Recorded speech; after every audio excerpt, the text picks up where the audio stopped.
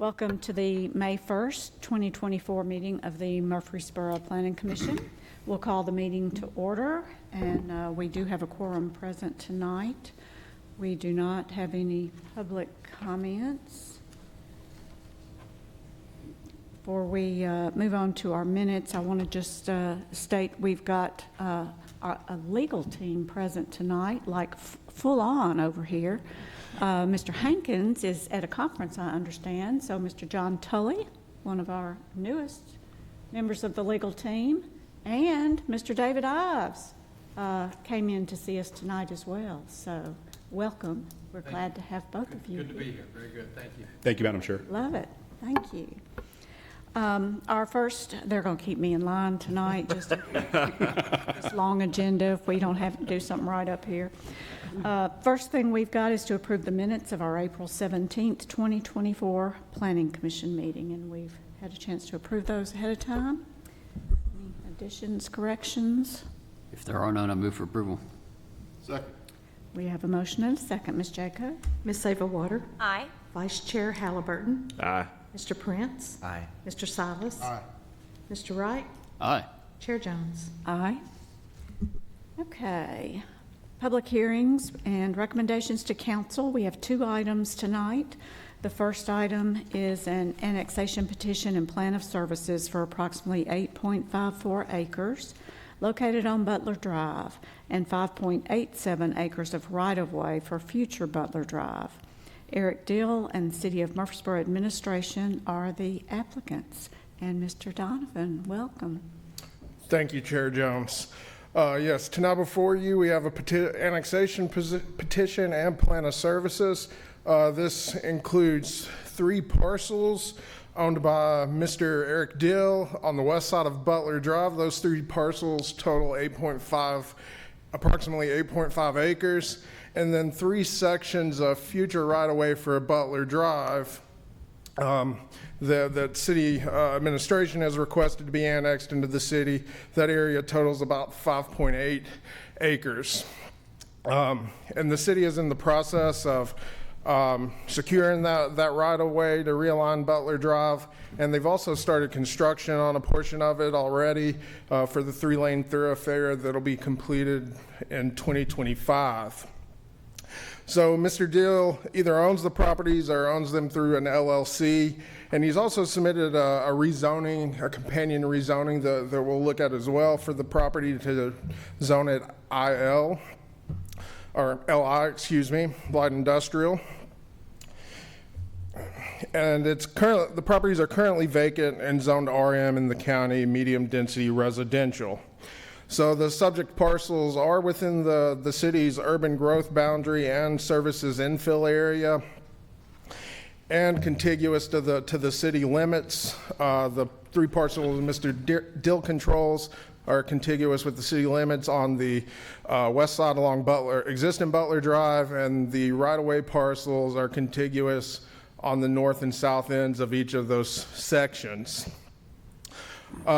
Staff has worked with other city departments to craft a plan of service, which you have received a copy of, detailing how we're going to serve the property if it's annexed. Due to its proximity to the city, it's going to be relatively easy for the city to extend services to the annexation area, with the exception of sewer. Sewer has been extended along the realigned Butler Drive. There's a remnant property between Mr. Dill's property and where that force main will be. He'll have to either obtain an easement through that property or install a septic on site to sewer the property. So that's the one caveat for you to consider. Staff is supportive of the annexation request for the following reasons. It's contiguous to the city limits. It's located within our urban growth boundary and service infill area, and can be services can be extended to it upon annexation. The Planning Commission will need to conduct a public hearing and formulate a recommendation for council. Bless you. Okay. Are there any questions, comments before we open a public hearing? Okay. All right, then, I believe for those of you that are here tonight, you know that if you would like to come forward to speak on this item, you will come to the podium, state your name and address, and you will have 3 minutes to address your comments to the Planning Commission. With that, we'll open the public hearing and call for anybody to come forward that would like to speak. Okay.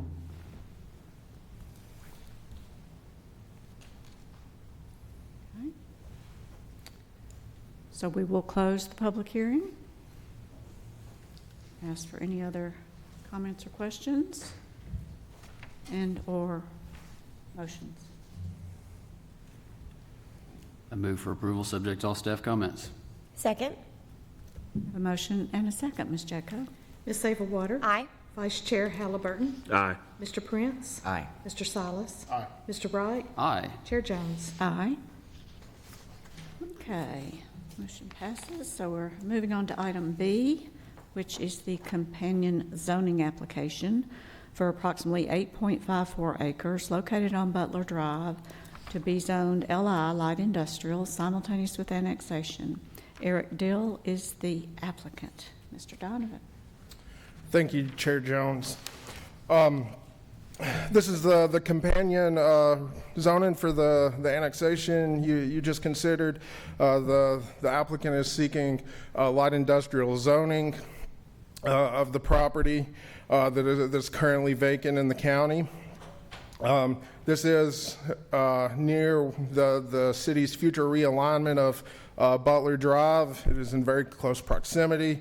So adjacent land uses to this property. To the north, you have light industrial.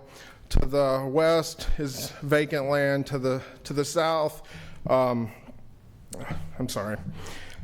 To the north is light industrial zoning. To the west is RM zoning, and then to the south is employment and activity center. All of those zonings are within Rutherford County currently. As far as the surrounding land uses, to the north you have a daycare and Kinney Pipe and Supply, and then vacant land to the west, and to the south you have large lot, single-family residential, as well as to the east, the right-of-way of Butler Drive. So the future land use plan identifies the character area for this area as business innovation. As far as development types that this is looking for, it's industrial, manufacturing, research centers, research and development, industrial centers, and it also includes some commercial, parks, open space, and components. And the IL, light industrial zoning, fits that bill. So the light industrial is intended to permit wholesale supply, warehousing, light assembly, as well as numerous commercial uses that are in the use table that I've provided to you. This is consistent with the business innovation character area. Staff is supportive of the rezoning request for the following reasons. LI zoning is consistent with the existing industrial zoning in the area. LI zoning is consistent with the business innovation land use designation. The Planning Commission will need to conduct a public hearing and make a recommendation to council. Okay. Thank you, Mr. Donovan. Any questions before we open the public hearing? Okay. All right. We will open the public hearing and ask if anybody would like to come forward to speak regarding the zoning application. Okay. Seeing no one, we will close the public hearing. Any other questions or comments from the Planning Commission? If there are none, I'll make a motion we approve, subject to all staff comments. Second. Motion and second. Ms. Jacob? Ms. Savelwater. Aye. Vice Chair Halliburton. Aye. Mr. Prince. Aye. Mr. Silas. Aye. Mr. Wright. Aye. Chair Jones. Aye. Okay. Motion passes. Next, we will move on to staff reports and other business, and we do have one item that we know of there tonight. We have a mandatory referral to consider the dedication of gas easements on city-owned property located along Old Fort Parkway, Overall Street, and Walter Hill Court. Pond and Company, on behalf of Atmos Energy, is the applicant. Mr. Barbie, good evening. Good afternoon, Chair Jones and members of the Planning Commission. This afternoon, for your consideration, we have a request for a mandatory referral to allow for a 20-foot gas easement on behalf of Atmos Energy. Atmos will be replacing an existing 6-inch steel line with an improved and new 8-inch steel line through this area. As you can see, if I can reduce this, see on your screen. The pathway is marked in red, highlighted in white, and will go along both the Lytle Creek Greenway, Walter Hill Court, Overall Street. It's also adjacent to Old Fort Parkway. The trail also, or the path of this easement also goes along the Old Fort Park and Bloomfield Links. Staff has reviewed this request for the easement and also for the temporary construction easement that's associated with it, and recommends that the Planning Commission recommend approval of this request to the City Council, subject to the following 4 conditions. First condition is, if approved by City Council, Atmos will be responsible for providing the information necessary, including but not limited to any exhibits and legal descriptions, for the legal department to prepare legal instruments to formally dedicate the proposed easements in question.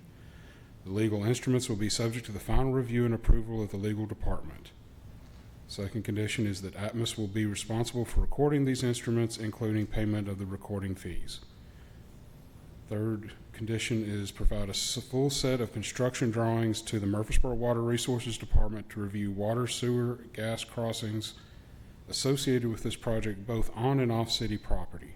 The locations of the proposed gas lines will be subject to Murfreesboro Water Resources Department's review and approval, so as to avoid conflicts with existing water, repurified water, and sanitary sewer infrastructure. And the fourth condition is just to make everyone aware that this includes any temporary construction easements that may be needed by Atmos associated with this project. Okay, does anybody have any questions for Mr. Barbie about this item?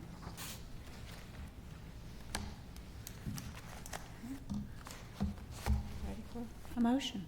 I will move for approval. Second. We have a motion and a second. And my second was subject to all staff comments. Staff comments. And Ms. Jacob? Ms. Savelwater, Aye. Vice Chair Halliburton, Aye. Mr. Prince, Aye. Mr. Silas, Mr. Wright, Aye. Chair Jones. Aye. Okay. Mr. Blomley, any other staff reports or other business? I am pleased to announce that I have none. Okay. Mr. Tully or Mr. Ives? Go ahead. No Mr. item of business, but as long as I'm here, I will say I have very much enjoyed working with the Planning Commission for the last almost 19 years. I'm sorry to go. I don't want to go, and it's time to go. And this is so we're in the process of doing that. But I thank you for your friendship and for the work that I've had from all of you as planning commissioners who work with you. Have enjoyed that very much, and our prior planning commissioners also. So thank you. I've enjoyed it, and hopefully I've been a little bit of help now and then. Absolutely. And so with that, this is probably my farewell planning commission. Well, we are so glad that you made it in tonight. Feelings are certainly mutual for those of us that have worked with you for a few of those 19 years, or all, right, Mr. Halliburton? So we've enjoyed it very much. Sorry to see you go, but understand, the time eventually comes. And Madam Chair, if you'll permit me also, just while he's here, I've been with the city for over 20 years, longer than Mr. Ives has, and I will say that he has been an absolute joy to work with, has been always a friendly face down in the legal department, has been always helpful. No matter how many times, how many questions I had, I never felt like I was burdening him, and he has just been just couldn't have asked for a better person to work with over the last 19 years. Thank you, Matthew. Wonderful. Always good to have a friendly face in the legal department, isn't it? So, well, we welcome Mr. Tully to stepping in and having 19 or 20 years with us too, or longer. Perhaps longer. You go a lot longer than that, yeah. So do we have any other staff reports or other business? Any other comments, questions? All right, then I guess we stand adjourned. Thank you.